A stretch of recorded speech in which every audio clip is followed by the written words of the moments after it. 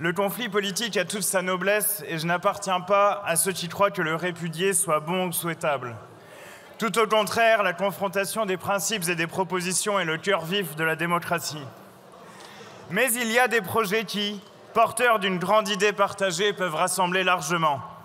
C'est pourquoi je suis heureux de vous présenter la résolution que j'ai déposée avec des parlementaires venus de plusieurs groupes de cette Assemblée pour la création en France d'un Institut Océan de l'Université des Nations Unies. Créée en 1975, l'Université des Nations Unies compte 14 instituts dans le monde. Leur fonction est triple: développer des programmes de recherche, porter la parole des scientifiques dans les enceintes internationales et transmettre les connaissances clés pour notre avenir. Mais la France n'en accueille aucun et aucun d'entre eux ne porte sur l'océan. La France est une puissance océanique, le deuxième territoire maritime mondial grâce au territoire ultramarin. La France est particulièrement reconnue dans le domaine de la recherche océanographique. Cela nous donne de grandes responsabilités, nationales comme internationales. Au moment où les États-Unis d'Amérique s'en prennent frontalement aux institutions multilatérales et à la recherche, nous avons l'occasion de poser un acte concret de soutien à l'ONU et à la science. La position internationale de la France est respectée quand elle s'inscrit dans une défense pleine et entière du cadre multilatéral de coopération. Alors que nous accueillons en juin la conférence des Nations Unies sur l'océan à Nice, la France a l'opportunité de s'engager concrètement pour la création d'un institut de l'Université des Nations Unies. Ce serait à la fois un acte concret et un symbole fort de portée mondiale.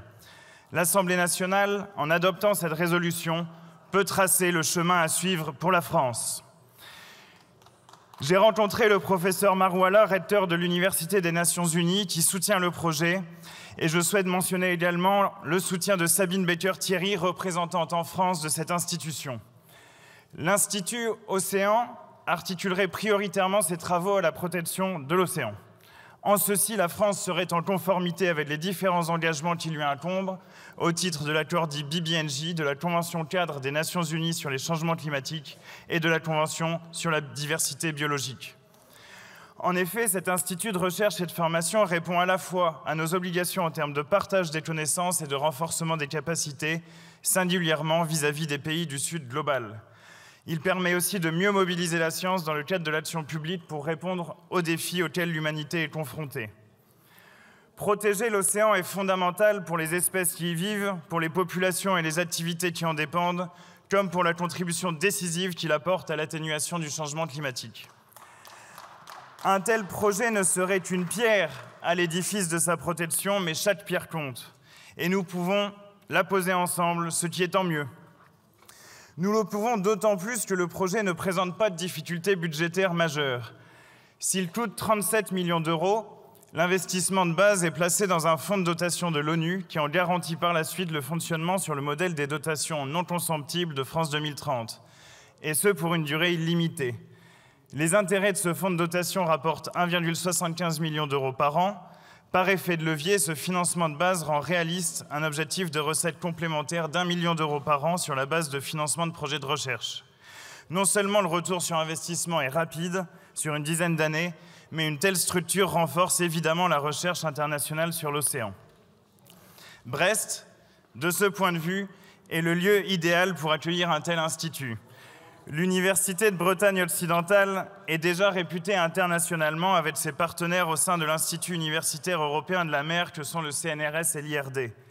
La ville compte également avec la remarquable expertise de l'IFREMER, du service hydrographique et océanographique de la marine ou encore de l'Institut polaire français Paul-Émile Victor.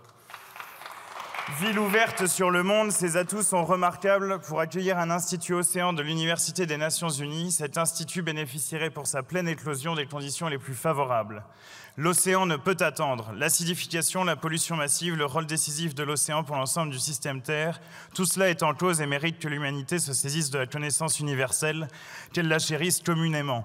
Connaître plutôt que détruire, savoir plutôt que laminer, contempler plutôt que brutaliser, telle est la perspective de la création d'un institut de l'océan de l'Université des Nations Unies. Nous sommes à 70 jours de la conférence des Nations Unies sur l'océan à Nice. 2025 est l'année de la mer en France. Je vous invite à voter cette proposition comme la contribution de l'Assemblée nationale à ce moment politique décisif pour notre pays, pour les Nations Unies et pour l'océan.